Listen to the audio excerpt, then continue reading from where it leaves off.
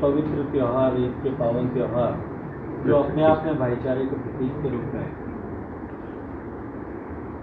और अक्षय तृतीया जिसमें इस बात की कल्पना की जाती है, आराधना की जाती है कि किसी भी तरह का क्षरण न हो। ऐसे दिन की पूर्व संध्या पर जिस तरह की स्थिति बनी, अब क्योंकि घटना हो चुकी है, जांच उसकी चल रही है, इसलिए उस पर मैं कोई प्रतिक्रिया करूं ठीक नहीं हो। लेकिन जो कुछ नहीं होना चाहिए था शहर में वो कुछ हुआ। हमने लगातार सभी लोगों ने प्रयास किया कि ये बात कम से कम तूल पकड़े, लेकिन ऐसे कौन लोग थे या ऐसी कौन सी मानसिकता थी जिसके चलते इस तरह की परिस्थिति जोधपुर में बनी। करौली में जिस तरह के दंगे हुए, उसके कनेक्शंस जिस तरह से जांच एजेंसीज ने पीएफआई और दूसरे ऑर्गेनाइजेशंस के साथ में कुछ सूत्र जुड़ते हुए पाए हैं, इस तरह का जहर हमारे अपने शहर में भी कहीं न फैलाओ, इसकी जांच निश्चित रूप से होनी चाहिए और पूरी गंभीरता के साथ में होनी चाहिए। जो लोग दोषी थे, जिन लोगों ने उपद्रव किए, क्योंकि मैंने पहले दिन से मैं ये कह रहा हूं कि ये दंगा नहीं, हालांकि माननीय मुख्यमंत्री जी ने भी कहा ये दंगा नहीं था, लेकिन उनकी दंगे की परिभाषा अलग है कि 10 लोग मरते हैं तब या 5 लोग मरते हैं तब दंगा होता है। मेरा तो विषय इतना था कि दंगा तब होता है जब दो पक्ष आमने सामने लड़ रहे हैं। यहां कोई दो पक्ष नहीं, जितनी भी घटनाएं हुई कमोबेश सभी घटनाओं में एक ही पक्ष था कि एफआईआर दर्ज कराई।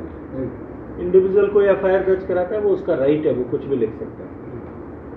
लेकिन अगर प्रशासन एफआईआर दर्ज कराए और वो एफआईआर सत्य से परे हो तो संदेह जो है वो अपने आप से प्रमाणित हो जाता है। जिस तरह की एफआईआर दर्ज हुई हैं, चाहे वो कबूतरों का चौक जो है सोनारों का बास की एफआईआर हो, चाहे जालोरी गेट की मुख्य घटना के दिन की एफआईआर हो, उन दोनों एफआईआर को और हकीकत को, अब सब मीडिया चैनल के लोग बैठे हैं, एक बार दोनों को आमने सामने रख करके आप देखिए। घटना के वीडियो आप सबके पास में, आपके सबके चैनल्स में चलाए हैं, आपने रिकॉर्ड किए हुए भी हैं, पब्लिक के द्वारा रिकॉर्ड किए हुए भी हैं और सरकारी कैमरों के द्वारा रिकॉर्ड हुए भी।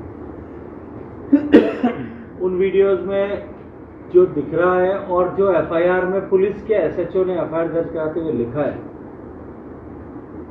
अगर उसमें 19 पीस का फर्क होता है तो शायद मुझे समझ में आ सकता है कि वो मैं स्वीकार कर सकता हूं कि उसमें कुछ कहीं चूक हुई होगी।